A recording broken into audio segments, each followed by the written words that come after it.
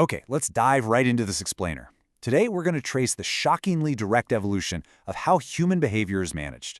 We're taking a wild journey from the gruesome, visceral reality of 18th century prisons all the way to your totally mundane Monday morning performance review. I know, it sounds like a massive leap, right? But stick with me here, because as we look closely at the architecture of how institutions actually manage people, you might find they really aren't as different as you think. Here's our roadmap for connecting an 18th century French philosophical text with a modern Canadian health authority management manual. We'll be looking at the spectacle of punishment, panopticism, and docile bodies, the jump from the prison to the workplace, the progressive discipline model, fairness and investigation, and finally, the modern panopticon. Let's get right to it. All right, part one, the spectacle of punishment. So, philosopher Michel Foucault kicks off his famous work, Discipline and Punish, with this genuinely horrifying, stomach-churning description of a public execution in France back in 1757. See, historically, dealing with a rule breaker wasn't just about stopping a crime. It was a brutal, incredibly public spectacle. Torture and execution were designed to literally establish the truth of the crime directly on the physical body of the accused, basically as a way to reestablish the king's ultimate power. But here is the crazy part, the mystery Foucault unpacks for us. In less than a single century, everything changed. Notice the shift here. We moved from physical torture in the public square in 1757 to these rigid, incredibly mundane timetables in hidden prisons by 1837. Punishment completely stopped targeting the physical body and started targeting the mind, or what Foucault calls the soul.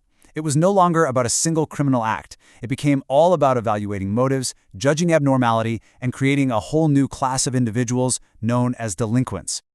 Moving on to section 2, panopticism and docile bodies. So how exactly do you manage a person's soul, right? Well, Foucault introduces this wild concept called panopticism. It's based on an 18th century design by a social philosopher named Jeremy Bentham for a circular prison with a central watchtower. An observer in that tower can see into every single cell, but the prisoners, they can never see the observer. Just imagine that for a second. You never know exactly when you are being watched. This totally forces individuals to constantly monitor themselves. It is literally the absolute most efficient method of power. Because of this constant, invisible observation, institutions, and I mean everything from the military to schools to factories, operate on some very specific principles. We're talking rank, specific placement, strict rules, and the rigorous control of time. They train individuals to become perfectly obedient. They turn unpredictable human beings into what Foucault calls docile bodies, people who just fit seamlessly and quietly into the larger machinery of society. Now, this training relies on a three-step process. First up, hierarchical observation. Someone is always watching you. Second, normalizing judgment, grading people based on how well they follow the rules, basically making normal the ultimate goal. And third, the examination, the actual tests or reviews that quantify and categorize people. It's a system explicitly designed to force normalcy by turning your everyday behavior into measurable data. Okay, section 3, from prison to the workplace. Let's see how this historical philosophy maps directly onto the reality of the modern office. If we look at the Winnipeg Regional Health Authority's actual progressive discipline manual, it notes that the modern workplace is full of organizational stress, things like interpersonal conflict or role ambiguity. And let's be honest, we've all been there. But just like Foucault's institutions, modern managers are strictly tasked with actively correcting these behaviors to support the organization's goals by setting very clear expectations. But before they bring down the formal disciplinary hammer, modern institutions try to normalize your behavior through informal communication. Notice the media richness theory diagram mapped out here. A manager might start with a face-to-face conversation, what they call a rich medium, to provide feedback. If that fails, they move to leaner mediums, like written documents or emails, just to create a paper trail. The ultimate goal? Efficiently guide the employee to replace ineffective behaviors with effective ones. Which brings us to section 4, the progressive discipline model. So what happens when a quick chat by the water cooler just doesn't cut it? Enter progressive discipline.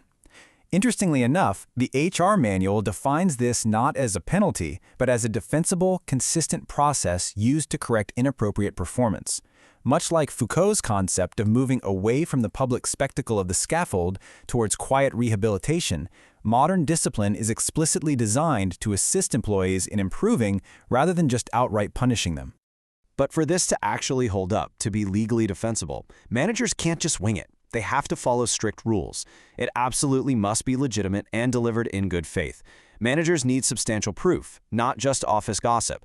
They have to prove the workplace expectation was actually reasonable and that the consequences fit the crime, so to speak.